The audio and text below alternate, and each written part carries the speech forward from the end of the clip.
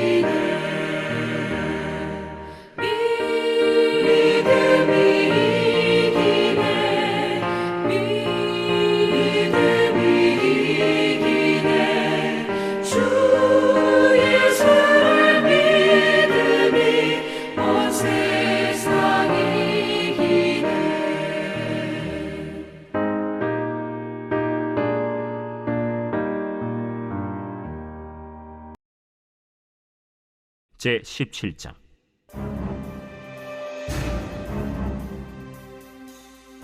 블레셋 사람들이 그들의 군대를 모으고 싸우고자 하여 유다에 속한 소고에 모여 소고와 아세가 사이에 에베스담밈에 진침해 사울과 이스라엘 사람들이 모여서 엘라 골짜기에 진치고 블레셋 사람들을 대하여 전열을 벌였으니 블레셋 사람들은 이쪽 산에 섰고 이스라엘은 저쪽 산에 섰고 그 사이에는 골짜기가 있었더라.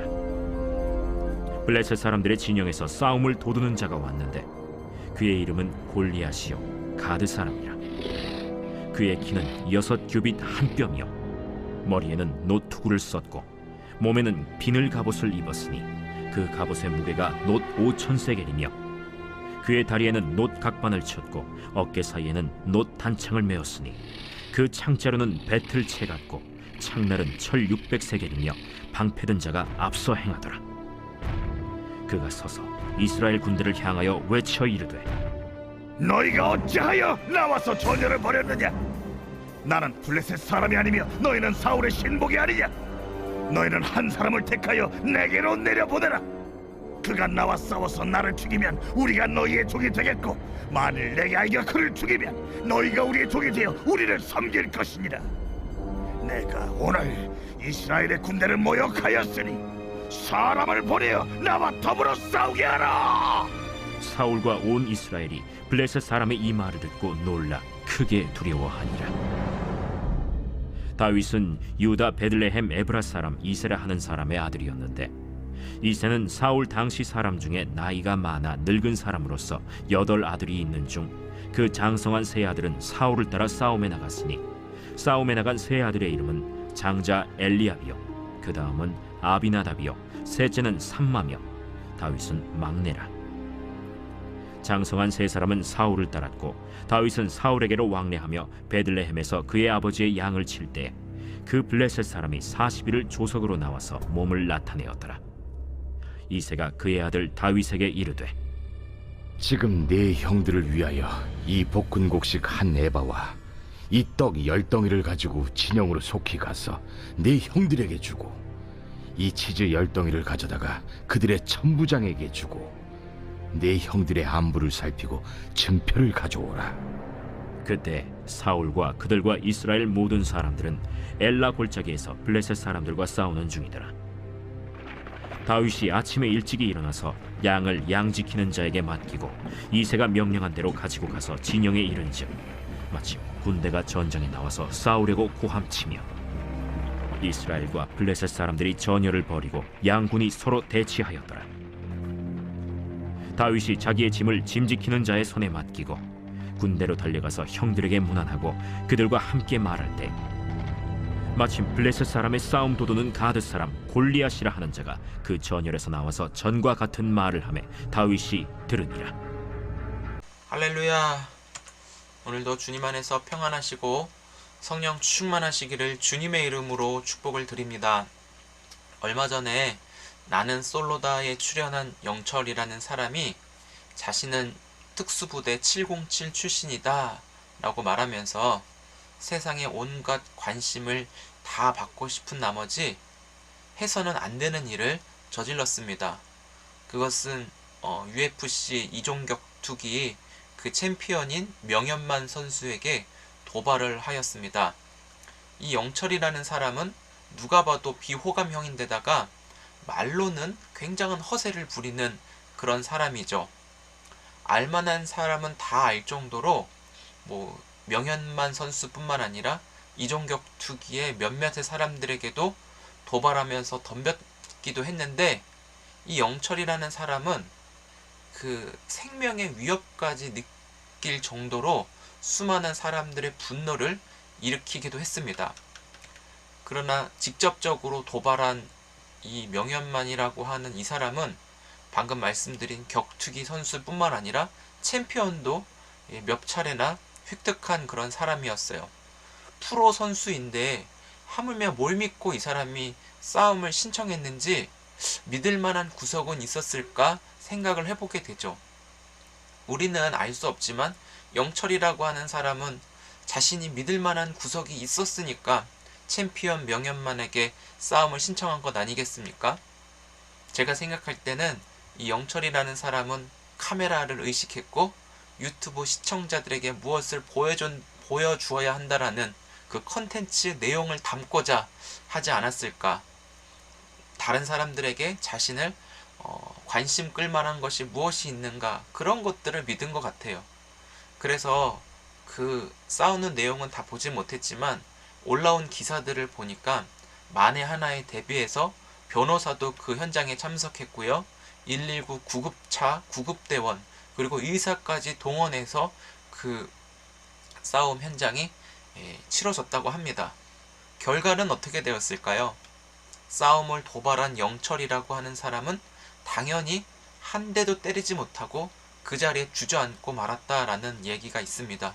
그러면서 이 영상을 보려고 했는데 그 영철이라고 하는 사람의 부모가 이 영상을 보지 않았으면 좋겠다라는 협의하에 내리게 되었다라고 합니다. 제가 왜 오늘 말씀을 읽으면서 이렇게 서두가 길었나 물어보신다면 우리가 읽은 이 사무엘상 17장에서도 싸움을 도발한 사람이 등장했기 때문이죠. 이 그도 역시 자신이 믿을 만한 구석이 있었는지 이스라엘이라고 하는 그 나라를 향해서 싸움을 부추기고 있는 내용이 오늘 본문의 내용이죠. 1절에 보니까 블레셋 사람들이 군대를 모으고 싸우고자 하여, 4절에도 블레셋 사람의 진영에 싸움을 돋우는 자, 9절, 10절, 13절, 19절, 20절, 23절 이런 절수에는 싸움이라고 하는 말이 반복적으로 나오게 되는 것을 볼 수 있습니다. 그러나 말은 싸움이라는 단어로 썼지만 실제로는 전쟁 아니겠습니까? 블레셋과 이스라엘이라고 하는 나라들의 싸움이기 때문이죠. 현재 상황은 압도적으로 지금 블레셋의 우위에 있음을 보게 됩니다.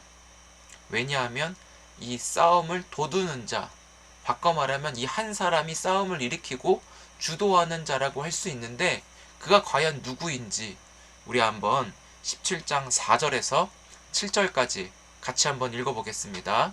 자막을 참고해 주시고요. 함께 읽겠습니다. 시작. 블레셋 사람들의 진영에서 싸움을 돋우는 자가 왔는데 그의 이름은 골리앗이요. 가드 사람이라 그의 키는 6규빗 한 뼘이요. 머리에는 노투구를 썼고 몸에는 비늘 갑옷을 입었으니 그 갑옷의 무게가 놋 5,000세겔이며 그의 다리에는 놋 각반을 쳤고 어깨 사이에는 놋 단창을 메었으니 그 창자루는 배틀채 같고 창날은 철 600세겔이며 방패든 자가 앞서 행하더라. 아멘.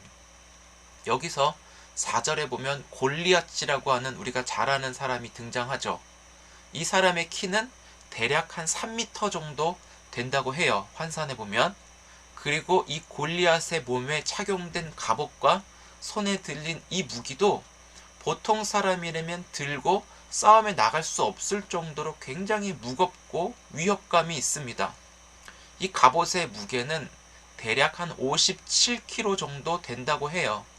그리고 무기인 이 골리앗의 손에 든 창도 한 7kg 정도 된다고 하니까 웬만한 아령 운동할 때 7kg, 6kg도 무겁거든요. 그런데 그 모습을 이스라엘 백성들이 보았잖아요. 딱 봐도 어느 하나 쉽게 공격할 수 없는 그런 외모, 아우라가 뿜어져 나오는 것이죠. 제가 예전에 공항에서 여권 탑승권 검사하는 알바를 했을 때 최홍만 씨를 본 적이 있습니다. 여권을 이렇게 건네주는데 손이 이만한 거예요. 근데 제가 한번 호기심에 악수를 한번 해달라고 했다면 아마 정말 제 손이 으스러질 정도로 최홍만의 얼굴과 키 그리고 큰 손을 보면서 제가 주눅이 들었던 그 생각이 납니다. 하물며 이 최홍만보다도 한 80cm, 1m 가까이 큰 이 골리앗에서 풍겨나오는 외모 그리고 그 목소리 그리고 그가 지니고 있는 무기와 갑옷을 보아도 이스라엘 백성들은 그 누가 하나 나서서 합심해서 엘라 골짜기를 넘어 나간다고 한들 골리앗 앞에 설 용기가 생기지 않은 것입니다. 이스라엘 백성들이 그런데 예전에 원했던 것이 무엇인지 기억하십니까? 이스라엘 백성들은 사무엘에게 자신들의 왕을 세워달라고 한 것이죠. 아마 왕이 세워지는 이유는 아마 이때를 위함이 아니겠습니까? 전쟁 가운데 자신의 백성들을 구해줄 왕이 필요했던 거예요. 하지만 그 구원을 일으키는 그 왕이 오히려 어떻게 행동하고 있죠? 두려움에 벌벌 떨고 있고, 우리가 내일 살펴보겠지만 공약을 내걸어서 어떻게든 저 골리앗을 해치워라 라고 자신은 뒷걸음질 치는 사울의 모습을 볼 수 있습니다. 하나님의 말씀을 버렸던 그 사울은 자신도 버려지고 악령이 사울을 지배하니까 골리앗 앞에 행할 수 있는 건 두려움으로밖에 설 수 없다라는 것을 보여집니다. 골리앗이 이스라엘 백성들에게 제안을 해요. 1대1로 싸워서 둘 중에 하나가 죽을 것인데, 아마 죽을 때까지 싸우는 것 같아요. 죽는 쪽이 종이 되어서 이긴 나라를 섬기자고 하는 그런 제안이죠. 그냥 이스라엘 백성들이 일방적으로 골리앗의 제안에 끌려갈 수밖에 없는 거예요. 그만큼 힘이 없기 때문이죠. 근데 골리앗의 목소리는 굉장히 자신감이 찼어요. 왜냐하면 자신을 믿은 것이죠. 어떻게 얘기해요? 나는 블레셋 사람이 아니냐? 너네는 이스라엘 사람이잖아 라고 하는 그 말 속에는 블레셋에 대한 그 강인한 확신이 이스라엘을 이길 수 있는 강력함이 지니고 있다라고 착각한 것이죠. 골리앗에는 자기가 보지 못하는 그 무언가가 있다라는 것을 깨닫지 못했다는 거예요. 그러면서도 골리앗은 굉장히 당당했죠. 10절에 내가 오늘 이스라엘 군대를 모욕했으니 사람을 보내어 나와 더불어 싸우게 하라. 아마 이 골리앗은 자신이 어떻게 싸워야 할지도 머릿속에 전략과 전술을 다 세워놓아진 것으로 보입니다. 이런 상황 속에서 이스라엘 백성들은 골리앗의 목소리에 크게 두려워하고 엄청 벌벌 떨었을 거라는 모습이 보여지지 않습니까? 이 골리앗은 엘라 골짜기 그 경계선을 넘은 것도 아니에요. 그 얼굴을 이렇게 가까이 대고 으아! 이렇게 겁준 것도 아니죠. 그냥 골리앗은 저 멀리서 자신이 할 말을 한 것뿐이에요. 그러나 이스라엘 백성들은 골리앗의 존재만으로도 두려움과 위협을 느끼는데, 이 두려움은 거짓된 감정이라고 합니다. 절대로 두려움으로는 사람을 해칠 수가 없다라는 것이죠. 아마 이 두려움을 일으키는 대상을 드러내어 이 두려움에 속지 않으면 두려움을 이겨낼 수 있습니다. 하지만 불안과 두려움은 이스라엘 백성들 안에서 멈출 줄 모르고 계속되고 있어요. 왜? 한 사람의 등장인 골리앗이 보여지고 그의 목소리가 들려지기 때문이죠. 14절에 근데 보면은 한 사람이 등장해요. 바로 이새의 막내 그 8번째 아들인 다윗이죠. 이 다윗이 어제 우리가 살펴본 대로 사울 이후에 2번째 왕으로 기름 부어 세워졌지만 아직은 왕으로 임명되지 않고 왕으로 세워지기까지 이 반복적인 훈련과 일상 속에서 하나님의 영에 감동받아 살아가는 그 여정을 계속 걸어가고 있는 거예요. 근데 다윗이 등장한 계기는, 왜 다윗이 참여했느냐가 중요하죠. 이 이새의 첫 번째, 두 번째, 세 번째 그 위에 형들이 전쟁에 불려갔어요. 한마디로 군대 입대한 것이죠. 그런데 다윗은 아직 어리고 막내이기 때문에 전쟁에 가진 않았습니다. 하지만 이새의 그 부탁에 의해서 형들에게 음식을 갖다 주고 형들의 생존 여부를 아버지에게 알려주는 역할이 바로 다윗의 역할이었습니다. 그래서 다음날 다윗은 또 형들이 있는 전쟁터로 향하는데, 그때 마침 골리앗이 고함을 지르면서 또 어제와 똑같은 말을 부추기고 있어요. 싸움을 일으켜서 정말 싸우고 싶어서 안달이 난 사람처럼 외치고 있는 것이죠. 나랑 1대1로 싸우자니까 못들하고 있는 거야. 왜 가만히 있냐? 그러면서 뒤에 막 모욕적이고 수치스러운 그런 말들을 막 다 갖다 붙이고 하나님의 이름까지 모욕하는 그런 말들을 아마 했을 것 같아요. 고대 사회에서는 이 싸움이 나라 대 나라의 싸움일 뿐만 아니라 블레셋의 신과 이스라엘의 신이 섬기는 신들의 싸움으로까지 이어졌기 때문이죠. 그러면서 다윗이 골리앗에 전하는 치욕스러운 말을 듣고 본문이 맞춰지게 됩니다. 사랑하는 성도 여러분, 우리 모두는 보고 들은 것에 의하여 우리의 마음이 두렵거나 아니면 안정적이고 평안하냐 할 것입니다. 우리의 일상은 보고 들은 거에 영향을 받아서 우리가 어디로 발걸음을 향하는지 우리의 삶이 그렇게 인도함을 받고 있습니다. 그렇다면 여러분들은 어떻습니까? 예를 들어서 부모와 자식 사이에 혹은 부부 사이에 아니면 함께 일하고 지내는 사람들 사이에서 나의 역할은 어떤가? 나는 골리앗처럼 싸움을 주도해서 일으키는 자인가? 아니면 이스라엘 백성처럼 힘 한 번 쓰지 못하고 두려움과 염려에 빠져 있는 존재인가? 내 모습은, 내 위치는 어디에 있는가? 한번 생각해 보시기 바랍니다. 그렇다면 우리 일상에서 우리를 싸울 수밖에 없는 그 세력은 또한 누구인가? 우리는 이것도 생각해 볼 필요가 있습니다. 그래서 저는 오늘 하루를 살아가면서 여러분들에게 강권적으로 강력하게 부탁을 드리고 싶은 말씀이 있어요. 한번 저를 좀 따라해 주시겠어요? 눈과 귀를 거룩하게 해야 합니다. 눈과 귀를 거룩하게 해야 합니다. 그 말은 바꿔 말씀드리면 하나님의 말씀이 귀와 연결이 되고 눈과 연결되어서 말씀하신 하나님이 보여지고 말씀하시는 주의 음성이 들려져서 우리의 마음이 말씀으로 지배받아야 한다는 것이죠. 세상과 섞여서 세상의 소리와 세상의 관심에 우리가 휩싸이기보다는 하나님의 말씀으로 우리가 구별되어 그 말씀 안에 거해야 된다는 것을 말씀드리고 싶어요. 세상은 우리에게 무엇을 줍니까? 염려와 근심거리만 줘요. 우리는 세상에 속하다 보면. 왜냐하면 공중 권세 잡은 자가 세상을 지배하고 다스리기 때문이죠. 우리의 눈과 귀에 무엇이 보여지고 들려지느냐에 따라서 우리의 마음속에 감정이 흔들리기 때문이에요. 그렇지만 우리는 소망을 가질 수 있는 사람이라는 것을 믿으시기 바랍니다. 예수 그리스도로 인하여 그분의 십자가의 그 피 흘려 죽으심, 그리고 그분의 생명으로 우리가 의롭다 여겨주시는 그 하나님의 사랑은 주님이 오늘도 우리를 위해 주시는 것이 있습니다.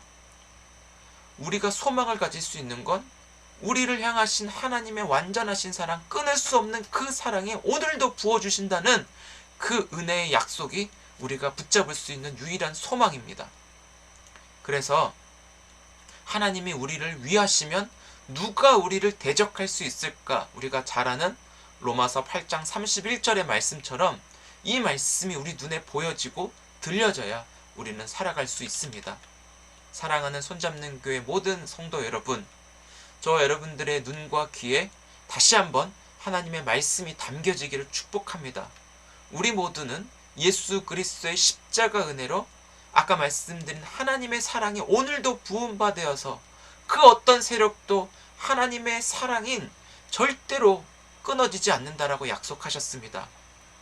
강력한 키, 큰 키, 또 강한 무기를 소유한 골리앗도 자신의 무기로 하나님의 대적할 수 없고 그 사랑을 끊을 수 없다라는 것이죠. 우리 한번 로마서 8장 35절에서 37절을 말씀을 읽고 마치겠습니다. 35절에서 37절 로마서 8장입니다. 시작. 누가 우리를 그리스도의 사랑에서 끊으리요?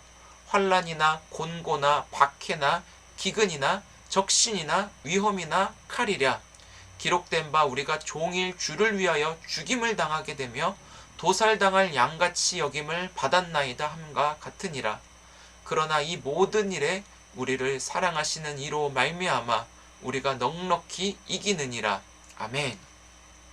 여러분, 염려와 근심, 두려움을 심으려는 세상의 소리를 하나님의 말씀으로 차단하고 그리스도 예수님의 사랑하심이 오늘도 우리를 넉넉하게 이기게 하시는 사랑과 승리의 말씀으로 들려지고 우리 눈에 보여져서 우리의 마음과 감정이 사로잡힐 수 있기를 기도하시며 하루를 시작하십시다. 오직 믿음으로 말씀의 인도하심을 받아 말씀하시는 그 하나님의 영광을 누리며 실제로 이루시는 그 하나님을 찬양하는 복된 날 되시기를 주님의 이름으로 축복합니다. 기도하겠습니다. 좋으신 하나님 아버지, 감사합니다.